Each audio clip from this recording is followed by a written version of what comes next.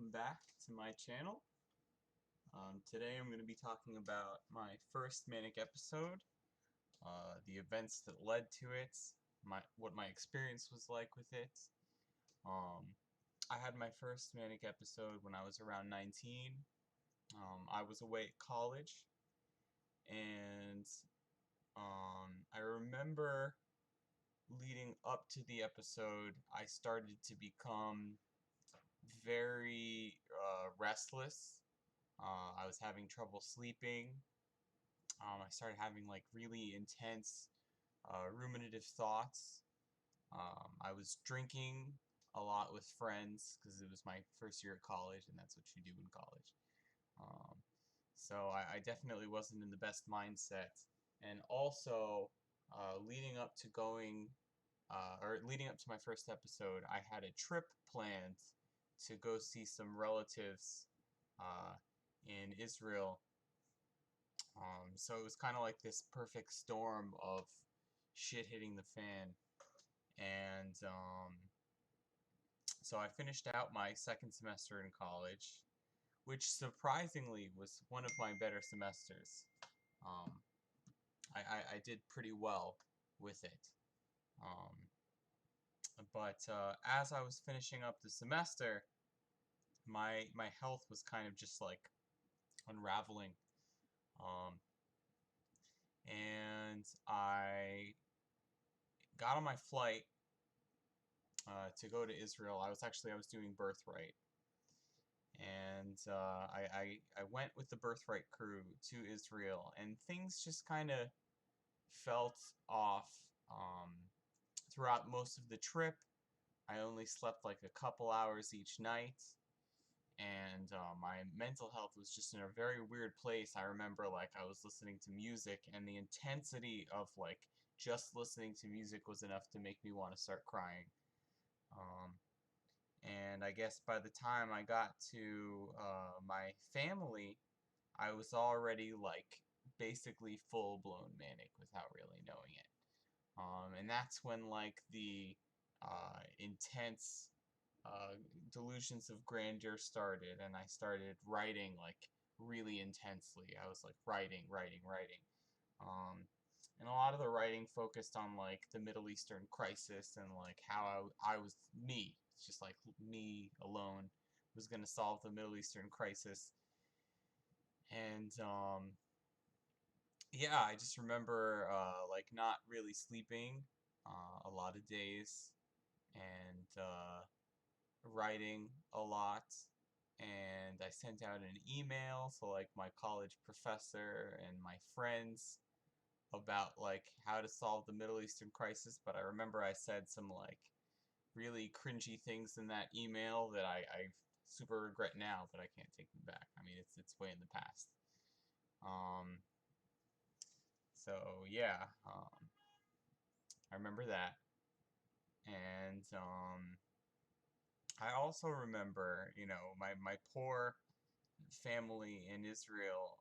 They took me seriously. You know, they took what I was saying seriously about solving the Middle Eastern crisis, and I had like some instructions I'd written out about like what was gonna fix the situation in the Middle East. And the first one was like on Shabbat, uh, this this day, like everybody celebrates, everybody like uh, relaxes because it's over. And I remember like my family actually followed the instructions that I wrote out. And I remember having a conversation with them that was like, yeah, you know, you're going to be really important for what you did. Looking back on it, I feel really bad because like my family thought that I was like solving it, you know. They thought like, oh, it's finally over, you know, like the whole conflict is over.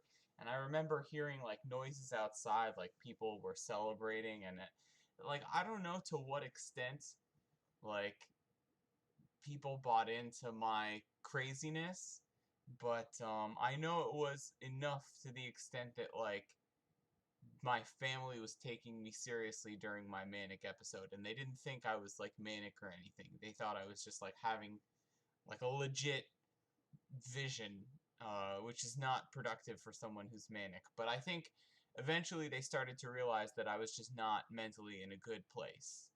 And so what it came down to was they had taken some of my journals and taken me to like a mental hospital, and I was very far gone at the time, so they like admitted me almost immediately, and I proceeded to just like have a huge kind of breakdown over it.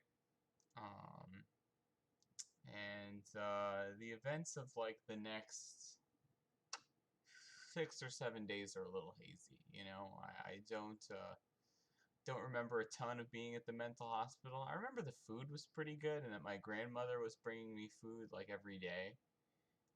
I remember that I gained a lot of weight in a very short time span. I was down to like 140, and when I left the mental hospital, I was weighing like 155 or something. So just like that, you just put on weight. Whatever they were giving me, whatever psych meds.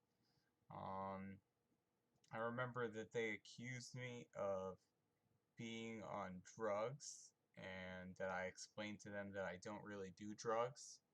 And they diagnosed me in Israel with manic depression.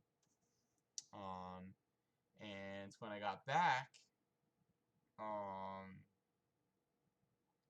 I felt terrible. I mean, the crash from a manic episode is unlike anything you've ever experienced in your life. I mean, it's very heavy. Um, your brain kind of feels like this intense ball of pressure. Um, and it just took a really long time for me to like start to relax. I have like vivid memories of just like not feeling great. You kind of like start to enter the depressive phase where like nothing feels good. But what was weird about coming down from my first manic episode was that like I remember just a lot of things were going on in my life at the time. Um, and Yeah, that's about everything that happened in my first manic episode. It was very intense. It was very stressful.